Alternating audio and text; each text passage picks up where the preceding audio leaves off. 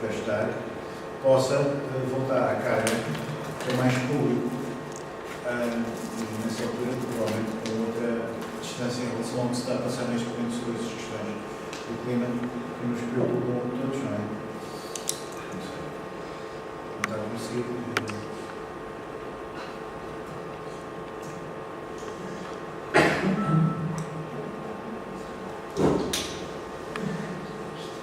Tens um pé? Não. É bom, não é? Isso é vezes. Bom, Beto, viva. Tivemos aqui uma ansiedade para nós ver não tem sido brasileiro. Até pensei que sugerir o livro e mulher, mas não sei gostar. Mas eu faço. Eu faço. Para ver se houve grande, como aqueles bolos de anos em que a gente tem poucas coisas decorativas.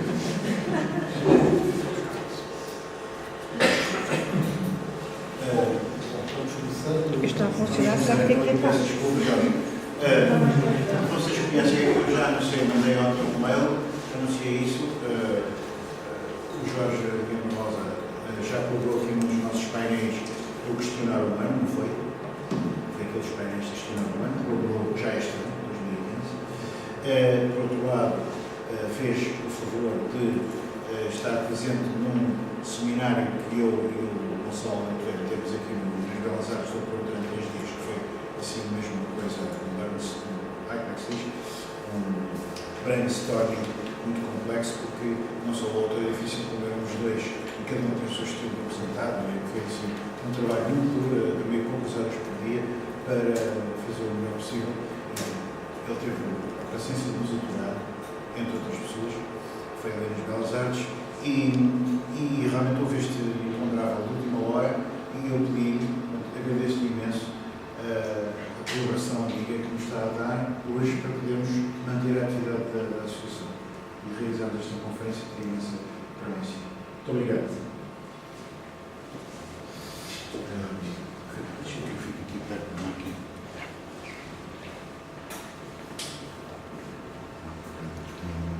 Um bocadinho de apontamentos. Um grande plano agora para é isso. E se eu apresentar um outro slide, Uzbequistão, Azerbaijão, lá perto. Nessas regiões, Ásia Central e Sim, é o desvio das águas para a agricultura, correto? Eu acho que já tinha dito. Sim, eu não vou falar dessa perspectiva, mas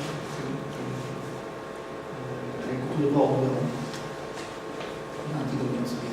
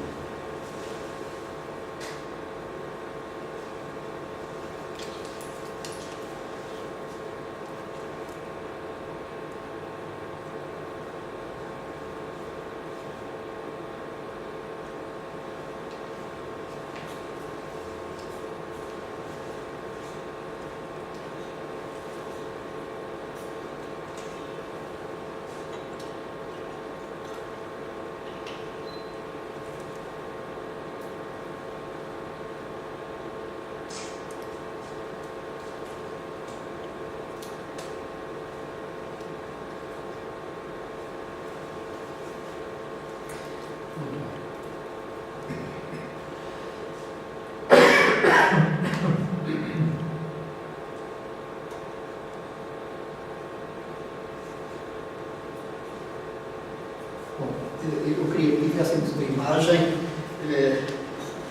não para que ela seja ilustrativa de nada, não é a minha intenção,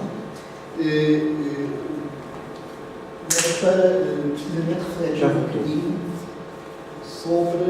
Ora bem, esta pessoa, esta imagem move-se, portanto.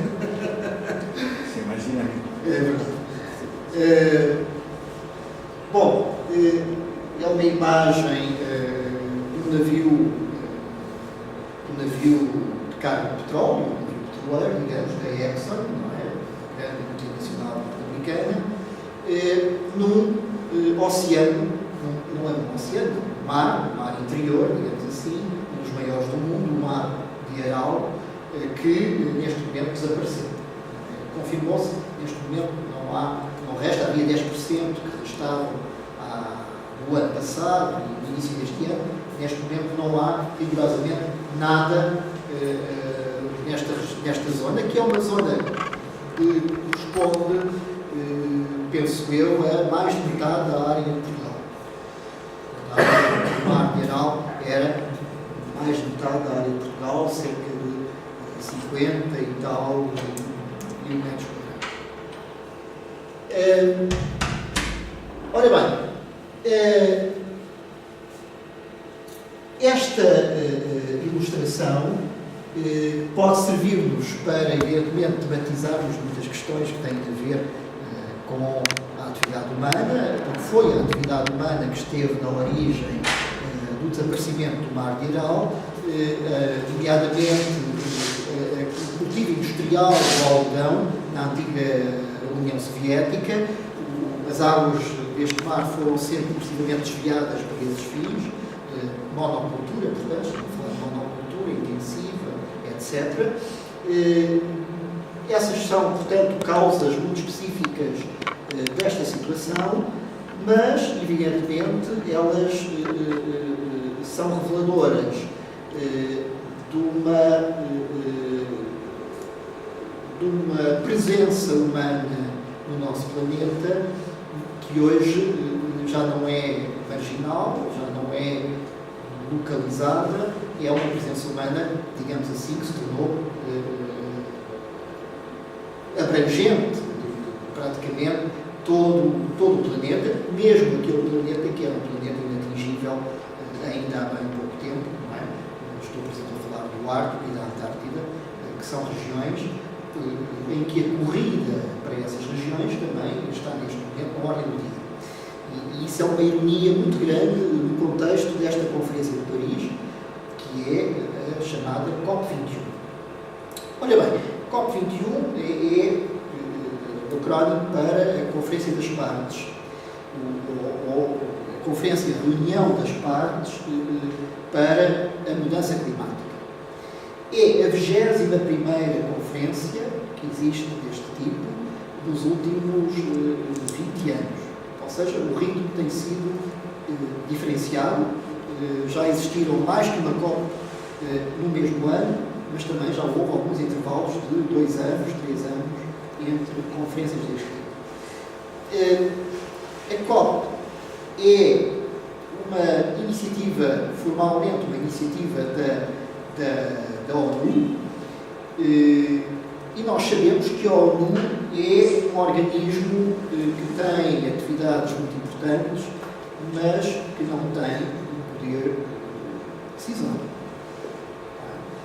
que depende dos Estados-membros e depende, sobretudo, de alguns Estados-membros. Portanto, como sabem, há alguns Estados que têm um peso, nomeadamente ao nível do Conselho de Segurança, etc., têm um peso decisivo e arbitrário, digamos assim, sobre as decisões da ONU.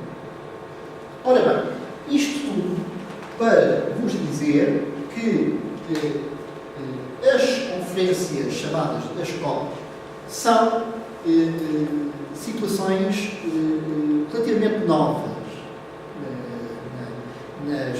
nas funções das Nações Unidas. Como sabemos, as Nações Unidas nascem na sequência da Sociedade Velha, a Sociedade das Nações, da Primeira Guerra Mundial, não é? Após o final da Primeira Guerra Mundial, a tentativa de garantir a paz na Europa, sobretudo, nessa ocasião, digamos que o mundo resumia-se em grande parte à Europa e, nesse sentido, a Sociedade das Nações falhou o seu objetivo inicial, que foi garantir a paz, como todos sabemos. E parece, então, depois da Segunda Guerra Mundial, a Organização das Nações Unidas. Os objetivos aqui vão se alargar um pouco, não é? Sabemos. Continua a questão da paz no centro das funções das Nações Unidas, mas vamos ter uma série de outras funções que são atribuídas às Nações Unidas, funções do domínio da cultura, não é? Do património, funções no domínio da agricultura e dos recursos primários das populações e depois funções dessas que se vão alargar a dimensão dos refugiados, que nós conhecemos, nomeadamente, enfim, a infância, uma série de iniciativas que progressivamente se vão encaminhar para a questão do ambiente também. Ou seja, porque se vai percebendo que a dimensão do ambiente é decisiva para aquelas funções iniciais, que eram as funções de preservar populações, a sobrevivência de populações mais expostas às calamidades, as minorias, as crianças, portanto, os grupos étnicos mais fragilizados. Foi-se percebendo que não eram apenas as causas ditas clássicas que os ameaçavam, a guerra, a fome, mas que havia causas ecológicas muito concretas que eram cada vez mais prementes para um maior número de populações mundiais. E, portanto, as Nações Unidas foram entrando neste campo do ambiente por via dessas iniciativas que, historicamente, já estavam nas suas funções e nas suas preocupações. E chegamos, nos anos 90, com a Cimeira da Terra no Rio de Janeiro, todos penso que têm uma memória, com a Cimeira da Terra no Rio de Janeiro, chegamos a esta questão que se convencionou chamar a mudança climática. Bom, e entramos numa série de paradoxos, diria eu. Como a minha ideia hoje aqui não é tanto apenas, mas acho que sim, que devemos falar sobre isso, sobre aspectos do que se está a passar neste momento na Conferência de Paris, mas é também tentarmos compreender um pouco, não é? Pensar um pouco o que é que está a acontecer.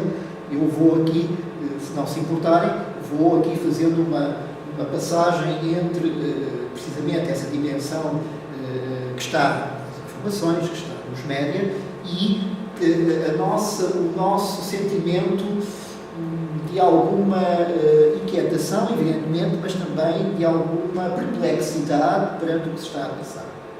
O que se está a passar, estou eu a dizer, neste caso, dentro da COP.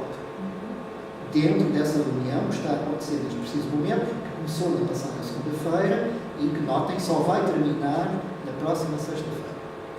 Portanto, quase 15 dias, pouco menos, quase 15 dias, em que delegações de cerca de 190 países, portanto, praticamente quase todos os países do planeta, delegações de 190 países estão fechadas a discutir um documento. Portanto, o processo é muito burocrático e por isso não aparece nas notícias. O processo é muito burocrático. Há neste momento um documento que está a ser reduzido, de dia para dia aparece um novo draft, não é? E esse documento vai sendo cada vez mais pequeno, até que neste fim de semana o documento vai chegar a uma situação de draft, digamos assim, já que regressa ao nível político, ou seja, os ministros dos negócios estrangeiros, primeiros-ministros, etc., presidentes, vão poder discutir a partir de um documento que estiver pronto, ou hoje, ou amanhã. Bom, mas voltando à nossa interrogação, o que é que está em cima da mesa? Está em cima da mesa uma coisa que se chama mudança climática. Bom, e passo já qual é a meta que esta conferência se propôs.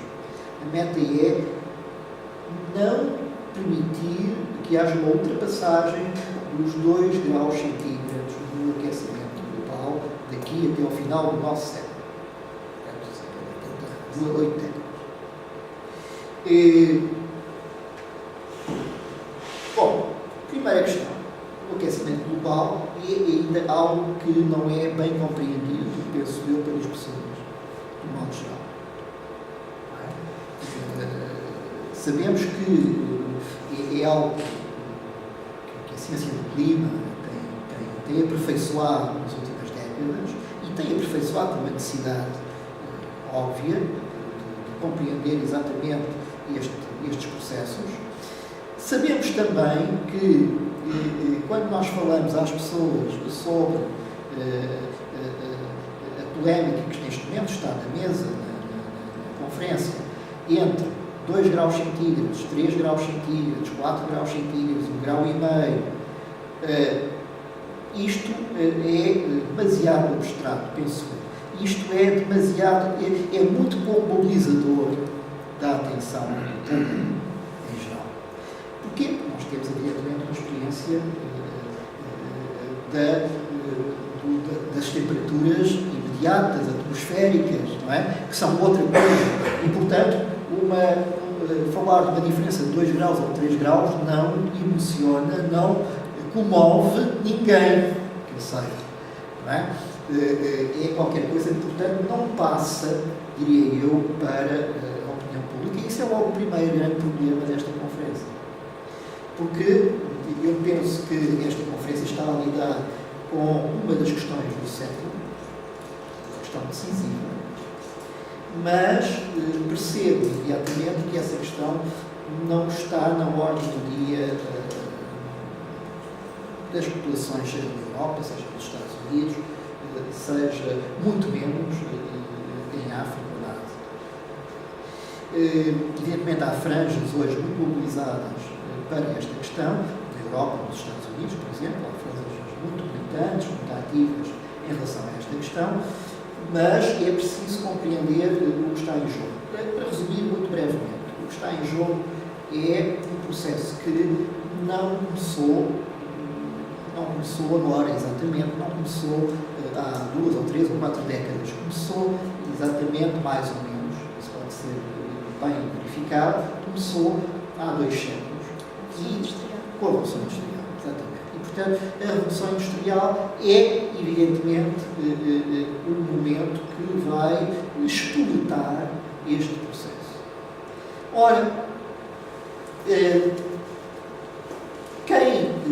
é muito interessante, para mim é muito interessante, que tento ter também uma perspectiva filosófica sobre esta questão, perceber que com os registros de CO2, uma das questões que está essencialmente aqui na mesa é também, precisamente, este registro de que o CO2 na atmosfera tem vindo a crescer com uma velocidade cada vez maior. Ora, o CO2 é, obviamente, que está na atmosfera, porque o CO2 está em tudo no planeta. Atenção, há CO2 nos oceanos, há CO2 atmosférico, há CO2 na litosfera, na rocha, não é? O CO2, mas o CO2 tem a propriedade de mudar de estado e, evidentemente, passar a outras dimensões. E, portanto, o que se está a passar é, claro, uma coisa muito simples, um processo muito simples. Tudo o que é matéria-prima fóssil, chamado petróleo, gás e o carvão, quando queimado, quando a combustão emite CO2 para a atmosfera. Não há forma de conter, digamos assim, este processo. É um processo físico básico, primário, que não pode ser contido. E, portanto, o mais interessante para mim é que nós, com a medição do CO2 atmosférico, adquirimos um mapa da sociedade industrial, das nossas sociedades industriais. Elas ganharam um novo registro, um novo mapa. Temos claramente esse gráfico, é um gráfico impressionante, está disponível na internet, evidentemente, é um gráfico impressionante porque nós podemos observar a presença de CO2 atmosférico desde há 1 milhão de anos.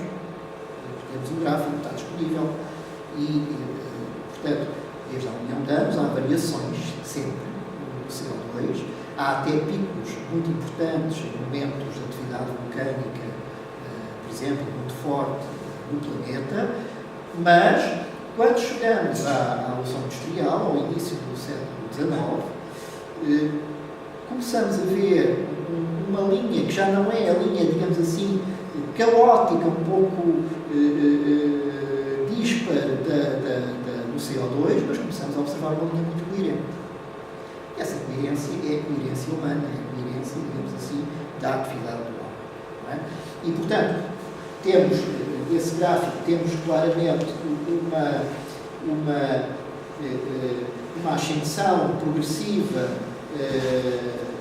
do CO2 atmosférico até por volta, digamos, do século XIX, ainda muito tímida. Lembrar, o primeiro país industrializado, a Inglaterra, é praticamente o único durante algumas décadas. A Alemanha aparece ali, depois os Estados Unidos, timidamente, não é? E, portanto, mas no início do século XX, começamos a ver que esta curva já é uma curva muito mais vertical e se a escala, evidentemente, abranger milhares e milhares de anos, o que vemos é um pico absolutamente vertical, portanto, temos uma situação exponencial do CO2. E se tivermos um gráfico só dos 200 anos de evolução industrial, aí observamos melhor e percebemos que o CO2 emitido entre o início do século XIX e os anos 70, nós lembrar, os anos 70 são os anos do choque petrolífero de 73, não é? Até 73, digamos, 70 a 73, há ali um crescimento já, obviamente, notório, mas entre meados dos anos 70, 75, 80 e 2015, o crescimento dos índices de CO2 equivalem a uma emissão de CO2 equivalente exatamente àquela do período desde a Revolução Industrial até os anos 70. Ou seja, emitiu-se tanto CO2 desde a segunda metade dos anos 70, quanto se emitiu até aí desde a Revolução Industrial. Para termos uma ideia da ordem de grandeza do que está em causa. Portanto, evidentemente, o CO2, como o CO2 tem a propriedade de alguma forma, não permitir que os infravermelhos saiam para o espaço, portanto, o seu efeito, digamos, físico é esse, não é? Quanto mais moléculas do CO2, evidentemente, mais efeito nós temos aqui, esse efeito de estufa, o chamado efeito de estufa, uma barreira, se quisermos, não é? Para, evidentemente, a libertação do calor que é gerado nas atividades na Terra. Bom,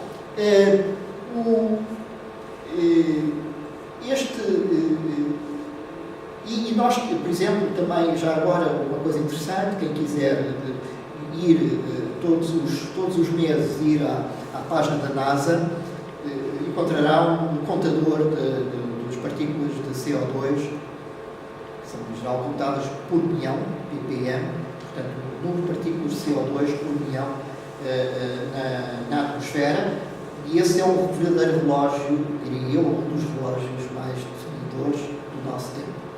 Todos os meses nós vemos a mudança dessa medição do CO2. Ora bem, seria o natural, e durante milénios, e foi isso que aconteceu, durante milénios essa era uma variação para cima e para baixo, quer dizer, o CO2 tanto pode aumentar como pode diminuir.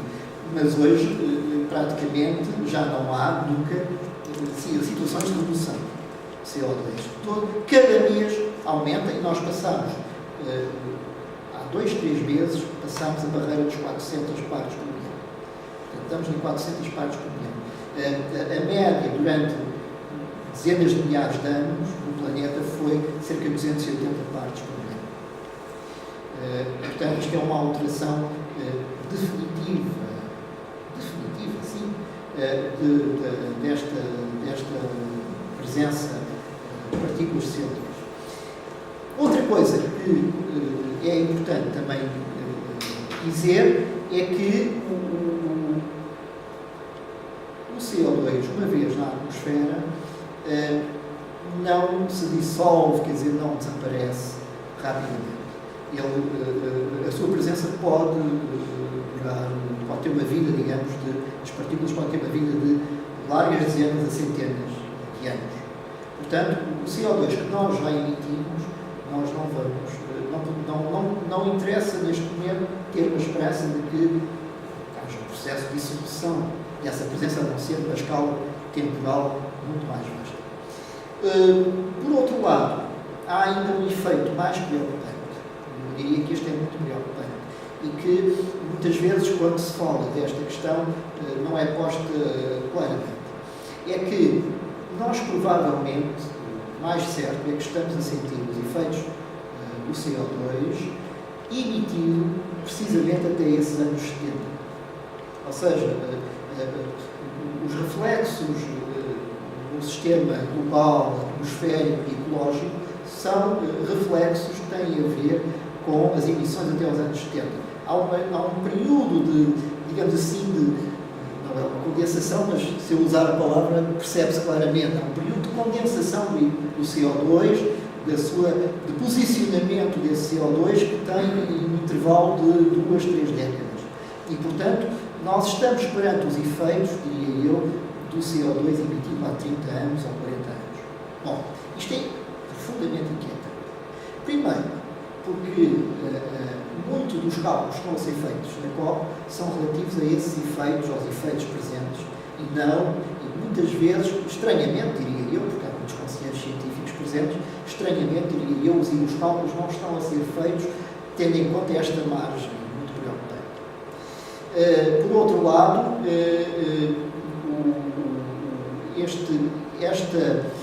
esta questão é também decisiva porque um dos principais efeitos que nós sentimos, precisamente, é o facto de a temperatura média, a temperatura global, que nós não podemos experimentar. Não é? Nós não temos experiência sensorial dela. Não é? Ela é um cálculo estatístico complexo. Muitos locais, muitos efeitos, etc. Muitos estratos da atmosfera, o oceano, a temperatura oceânica é fundamental, etc. Portanto, o que nós sentimos hoje, entre aspas, é já 0,8, 0,9 graus centígrados acima da temperatura média, da temperatura global, no início da Revolução Industrial. Portanto, já o aumento de temperatura é já esse, quase 1 grau centígrado. Ou seja, quando na COP se fala de um objetivo de 2 graus centígrados, como sabem, julgo eu que é esse o objetivo oficial da ONU, quando se fala de 2 graus centígrados, tem que se aqui tirar praticamente 1 grau centígrado que já está realizado. E, portanto, só nos resta, digamos assim, na bolsa de temperatura possível, só nos resta 1 grau centígrado. O que é que está a acontecer neste momento? Neste momento, há 2 presidentes neste planeta que decidiram ter um papel histórico nesta questão. Decidiram, bom, perceberam que a questão existe, politicamente é muito complexo, como sabem, nas democracias. Não é? Colocaram a questão na agenda e uma questão incómoda é difícil. 2 presidentes perceberam isso, Obama percebeu isso neste segundo mandato. E o Presidente Hollande, não sei até que ponto e com que sinceridade, mas evidentemente o facto da França organizar esta COP tem um papel importante, também começou a ter posições muito mais orientadas para forçar o travão das emissões. Digamos assim, pressionar mais o travão. Ora bem, e pressionar o travão seria limitar as emissões, o aquecimento global até o fim do século até 1,5 graus centígrado. Mas Hollande falou só disto uma vez em público, numa conferência de imprensa, a semana passada. É preciso estar muito atento aos sinais no mundo mediático como o nosso, onde tanta comunicação se cruza, evidentemente os sinais mais interessantes às vezes passam em momentos aparentemente menores. E foi num período de perguntas e respostas numa conferência de imprensa que ele deu com Fábio, que o Ministro dos Estrangeiros, numa conferência de imprensa, às tantas, Fábio se diz, bom, mas o que nós queríamos era verdadeiramente um limite de 1,5 graus, porque mesmo com 1,5 graus, muitas catástrofes acontecerão. Bom, houve um certo burburinho na sala, O Hollande disse, bom, também o nosso desejo seria também 1,5 grau, como meta da temperatura global, mas ficou esse sinal de que, evidentemente, nos bastidores da COP, muita coisa neste momento é discutida em torno destes indicadores. E que há inquietação real sobre eles. Parece que, de facto, os 2 graus centígrados foram, no fundo, uma meta política que já tinha sido definida em Copenhague, na COP de Copenhague, e que, na verdade, nunca foi assumida pelos Estados. Como sabem, os Estados, sobretudo os Estados com mais emissões, nunca assumiram objetivos de qualquer tipo. Não é? Assumiram sim posições de princípio, mas objetivos vinculadores não assumiram. Ora bem, vinculativo também não é o que vai sair desta COP21, também não é vinculativa. Isso é logo a primeira coisa que ficou muito bem definida no primeiro dia da presença dos chefes de Estado, é que não vai haver, por várias razões, não vai haver um documento vinculativo, juridicamente vinculativo. Por exemplo, os Estados Unidos não aceitam. Há quem diga, bom, que no Congresso nunca um tratado vinculativo passaria, porque os republicanos opõem-se, por princípio, a medidas sobre a mudança climática.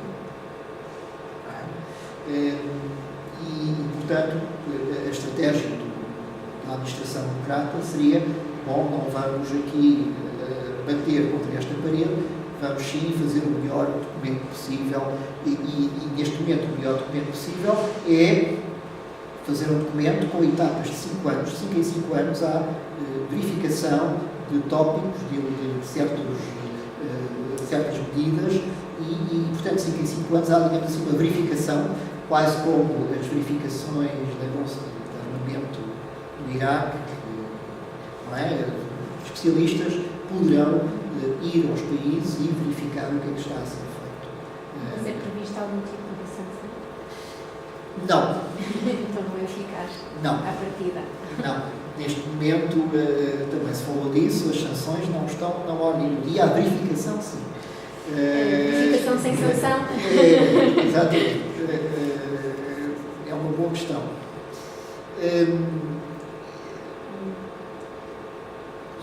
Vamos lá ver.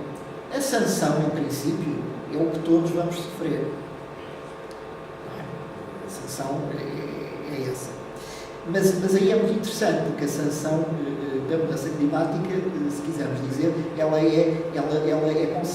irradia a partir de certas zonas do planeta. Ou seja, há zonas do planeta que estão muito mais expostas à mudança climática do que outras. E, portanto... Sim, mas numa economia globalizada... Exato, exatamente. Quer dizer, os efeitos são polarizados. Portanto, a mudança climática é global. Ela é global. Tem, em todo o caso, zonas de crise aguda, que estão iminentes. Pacífico. Em primeiro lugar, o Pacífico. As ilhas do Pacífico. As ilhas do Pacífico, há estados que vão desaparecer. Eu aqui faço os meus intervalos filosóficos. Como é que a humanidade lida com esta noção nova de uma previsibilidade de desaparecimento de nações, de estados, de territórios humanos? Não é? Nós nunca tivemos uma situação desta, historicamente. Não é? Poderíamos temer que certos estados fossem anulados, invadidos, destruídos, mas ter uma espécie de previsão científica do desaparecimento, do aniquilamento. Porque esta é a situação. Entramos numa época em que o desaparecimento das culturas ou dos povos é qualquer coisa que pode ser cientificamente determinada. Portanto, é isto, supostamente, que as COPs serviriam para nós começarmos a saber lidar com esta dimensão. Mas esses Estados também são muito frágeis, são pequenos. São pequenos. Não têm poder político nem económico. Exatamente. Em todo caso, eu devo dizer, e ontem frisei isso na RTP, neste momento esses Estados constituíram um grupo muito interessante na COP. Esta semana, quinta e sexta-feira, pelo que eu sei, foram bastante duras em termos negociais. Foram dias, noites em branco, pessoas muito iradas, não é? Porque a mudança climática, temos uma ideia de uma espécie de conferência de bons costumes, mas não, é tudo menos isso. Tudo menos isso. É uma conferência suja, no verdadeiro sentido. E com razão, porque tem todo tipo de interesses É uma envolvidos. conferência suja. Não quero fugir às palavras.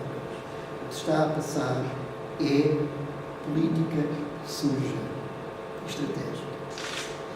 E há pessoas bem intencionadas, evidentemente, como em todos os lugares, sou eu, mas muitas forças estão aqui em questão, e não quero ir por aí hoje tanto, mas já Sim, mas os lobbies das energias renováveis, contra os lobbies das energias fósseis, contra os países desenvolvidos e os menos desenvolvidos. Toda a gente quer prosperar dentro da... Exatamente. E portanto, mas este grupo é muito interessante. Este grupo, curiosamente, inclui Timor-Leste. Não sei porque é que nossas notícias não falam destas coisas, não sei, não se percebe. Mas também, cá está, a mudança climática não passa na imprensa portuguesa. Passou ali no primeiro dia, mas Estão um não, pouco sensibilizados por esta... é um tema que não está... Curiosamente, no Brasil, O Brasil tem uma força a nível enorme, da... uma força social e política. Não é? Atenção. As questões climáticas são muito poderosas. E filosófica. Muitos filósofos do Brasil a trabalhar estas questões. Extremamente interessante. Não é? Ciências humanas, a antropologia, muito ligada a Viveiros de Castro. Sim, Quer a dizer, perda de... uma série de pessoas que perda do neste habitat momento de muitas trabalham das com as tribos. questões, evidentemente, a Amazónia, evidentemente, a presença de culturas não ocidentais, de culturas tribais. Bom, mas a questão está Não só porque a muito responsabilidade interligada. também é alta deles, visto de terem muitos recursos e terem uma produção alimentar. E não só, quer dizer, porque uma das questões decisivas da mudança climática são as árvores, são as plantas, é o trabalho sobre o CO2 que as plantas fazem constantemente. Não é? Porque as grandes causas da mudança climática, as três grandes, que eu falei do CO2 porque é aquele que está politicamente na COP.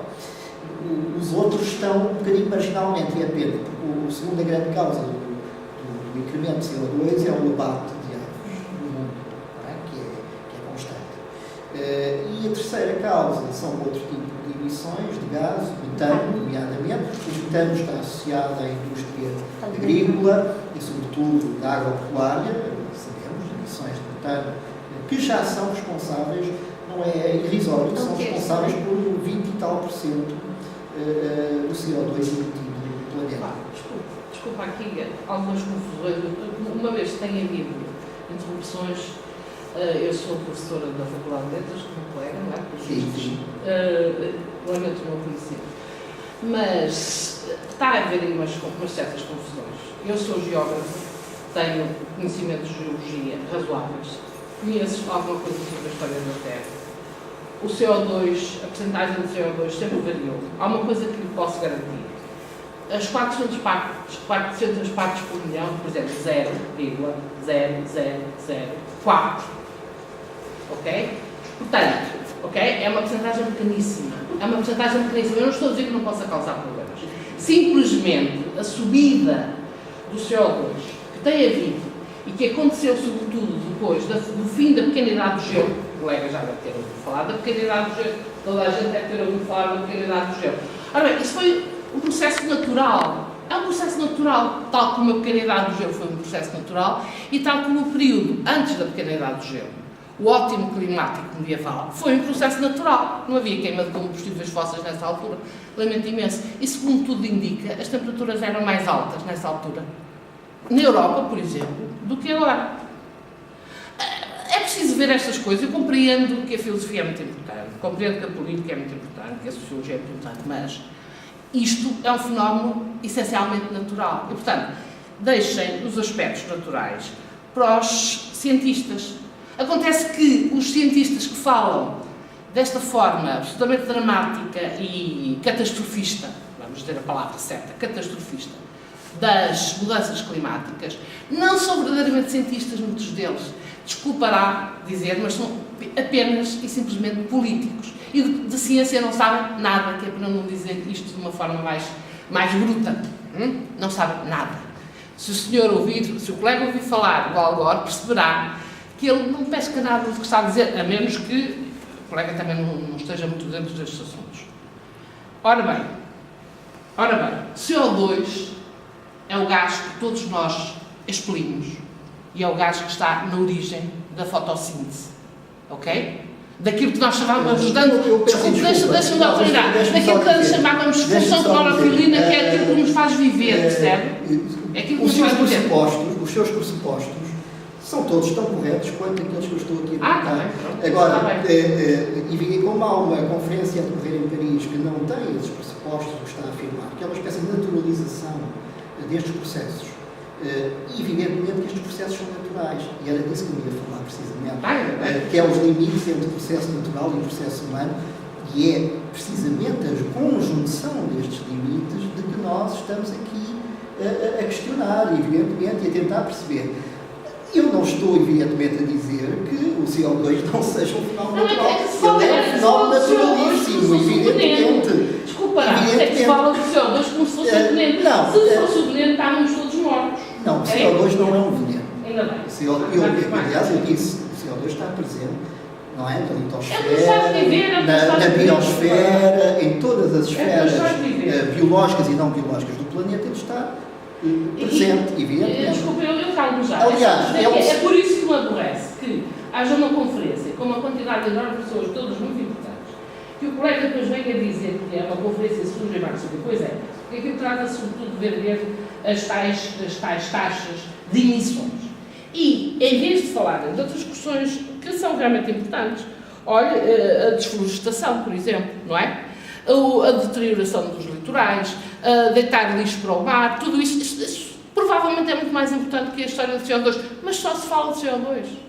Repare que é um estrangulamento da nossa visão, que é completamente estúpido. É, na minha modesta opinião, desculpa a minha irritação, mas não está, porque isto é de facto atirar poeira para o ar. É uma cortina de fumo que se está a lançar sobre questões ambientais que são efetivamente graves, que põem em causa o nosso futuro, mas não é a porcaria do CO2, desculpe dizer porcaria do CO2, porque o CO2 é um gás importantíssimo para a nossa vida, lamento dizer. Assunção, desculpe e pronto, vou-me calar. Talvez deixássemos falar o conferencista e depois ao fim iniciássemos o Pronto, debate. está bem, não. Peço desculpa, mas... Pronto, está bem, Vítor, desculpa lá. É não que leves a mão. havia aqui interrupções, eu também achei que não leves a mão. Devia fazê-las, ou poderia fazê-las, sei, mas vou-me calar. Muito obrigado. O problema do CO2 é real. Não, evidentemente, a natureza do CO2. Evidentemente, não é isso que está em questão. Mal de nós que fôssemos agora fazer do CO2 uma espécie de partícula química maléfica em si mesma. Não. O problema é, evidentemente, uma muito rápida concentração de CO2 por um processo que é humanamente induzido na atmosfera. Evidentemente, nós sabemos que o CO2 circula nestas várias dimensões da ecologia terrestre. E, portanto, esta concentração de CO2 muito rápida, porque, evidentemente, como eu disse, com o tempo, a atmosfera também se liberta dessas concentrações, mas nós, a questão é, não temos tempo. Não temos tempo, não temos esse tempo, porque o tempo humano, evidentemente, não é o tempo da ecologia terrestre. Não é? Não é o tempo desses processos. O tempo humano é um tempo, evidentemente, e nós sabemos, nós estamos num tempo humano histórico ainda por cima, um tempo da Revolução Industrial, paradigmática dessa historicização da atividade humana, das energias, não é? Portanto, esta mobilização da natureza, porque é isso que está em causa, não é a natureza em si. A natureza em si será sempre o que ela é, mas a mobilização da natureza é um processo que nós fazemos historicamente. É isso que está em cima da mesa e por isso eu dizia que o CO2 aqui permite-nos fazer uma espécie de gráfico da atividade humana desde a Revolução Industrial. Ora bem, Eu diria, e já agora vou então ser um bocadinho mais concreto sobre esta questão, o modelo da sociedade industrial está em questão. O modelo que foi inaugurado na sociedade industrial é, obviamente, um modelo que está em questão. Vamos por este lado da energia, talvez, que é um lado também muito interessante. Nós sabemos que só há civilizações humanas havendo energia disponível, fontes energéticas disponíveis. Nem que essas fontes energéticas sejam o trabalho humano, a força humana, a força dos animais, depois a combustão da madeira, não é? Portanto, esse tipo de combustão primária. Isto foi sempre, digamos que este tipo de disponibilidade de energia foi sempre, digamos assim, o limite das civilizações. Com os combustíveis fósseis, que eram conhecidos já há mais tempo, mas que só foram, de alguma forma, mobilizados a partir do século XIX, com os combustíveis fósseis, a situação alterou-se radicalmente. Sabemos, evidentemente, combustíveis fósseis e o petróleo em particular são o quê? São fontes energéticas com alta densidade,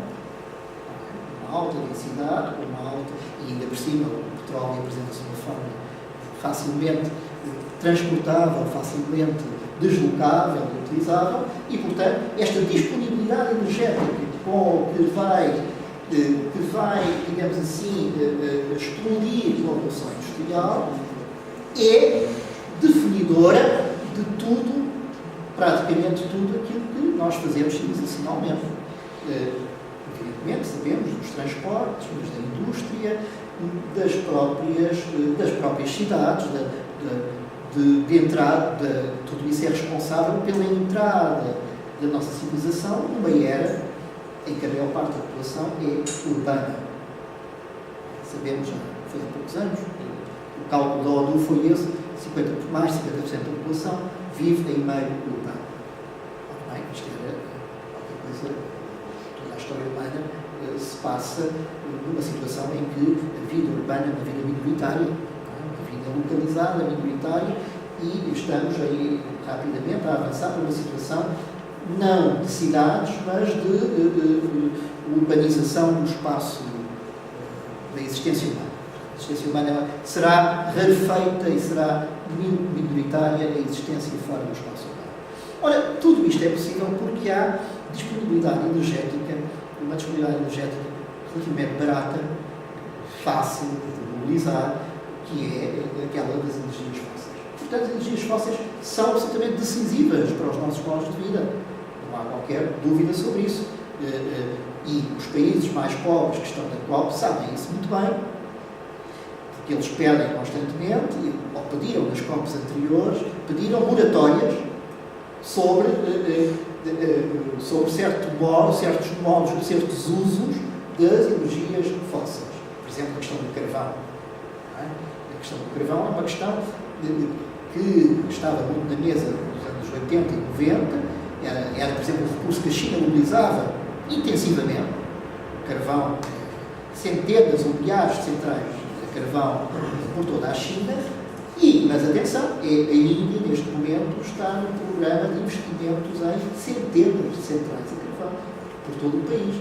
Portanto, o carvão ainda está na ordem do dia. Nós temos a ideia, habitualmente, de que a fonte energética fundamental da Revolução Industrial, como a lemos em Marx, como víamos na Londres industrial, em Birmingham, naquelas cidades industriais que Engels descreve também sobre a condição operária, que isso é coisa do passado. Não é. O carvão conserva-se fundamental na Índia, na China, mas também na Europa.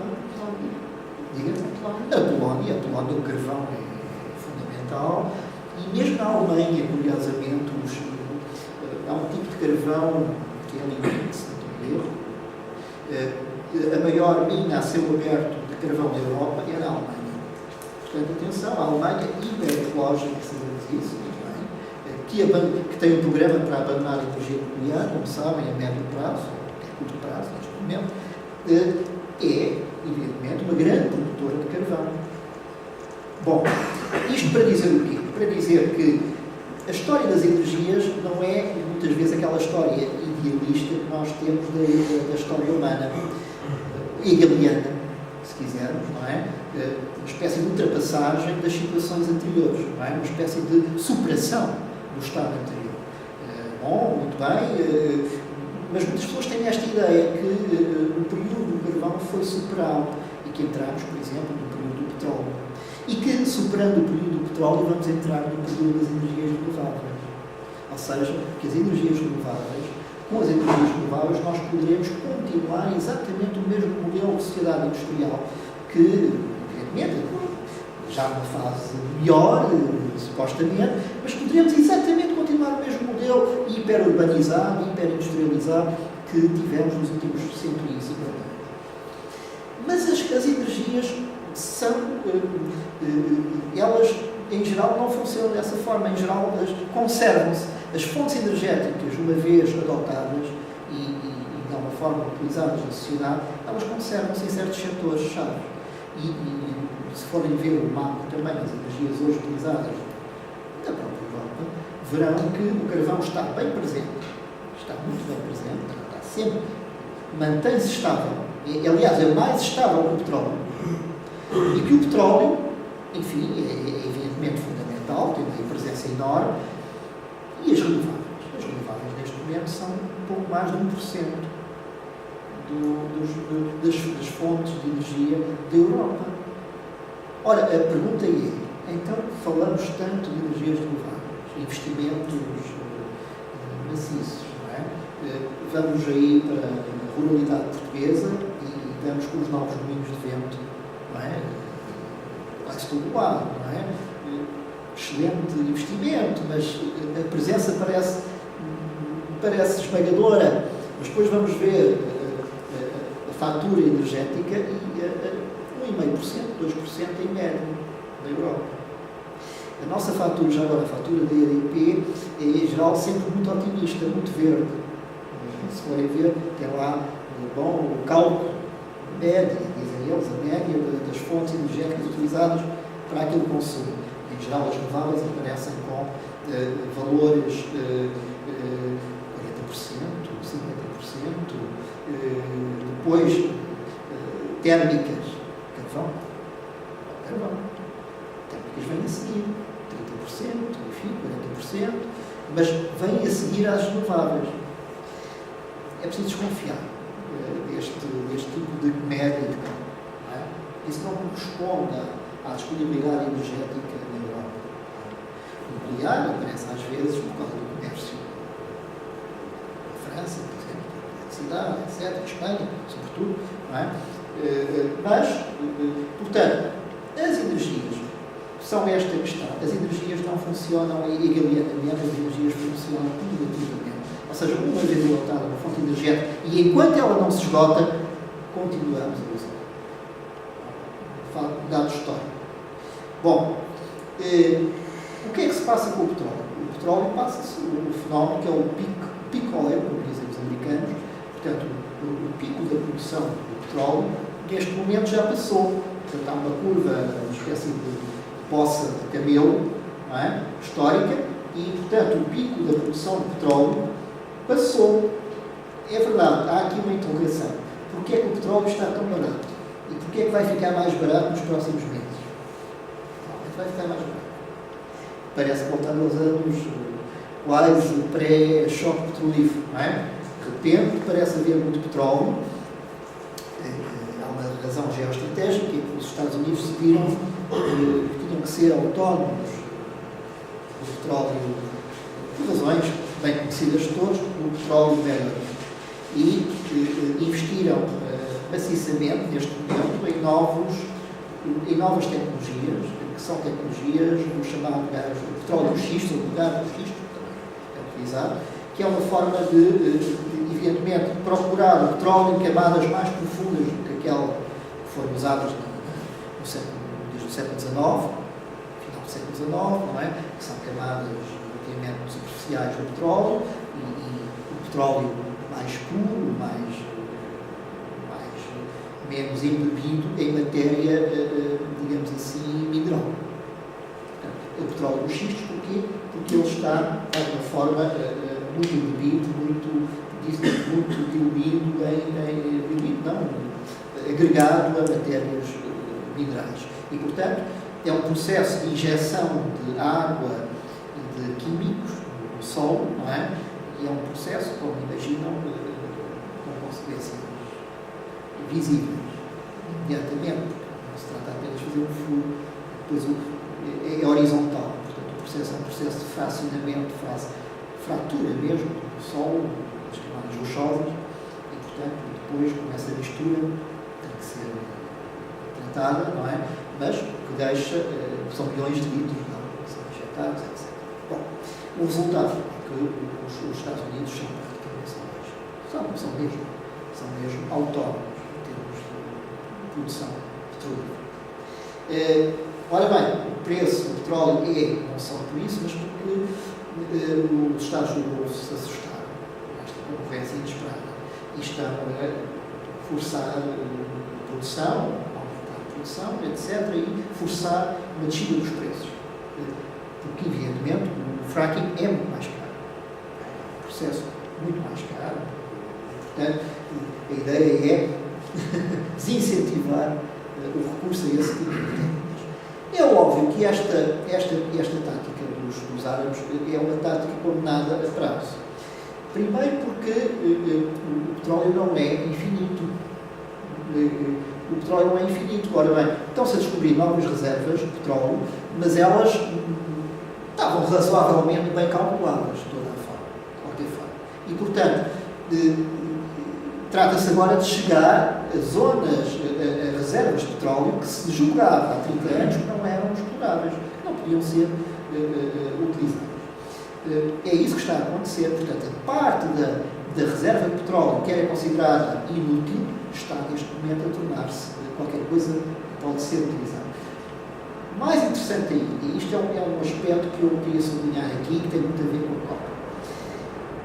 A indústria petrolífera, neste momento, vai avançar para o Ártico em força. Toda a região do Ártico, neste momento, é um novo campo petrolífero que também estava nos registros, não era desconhecido.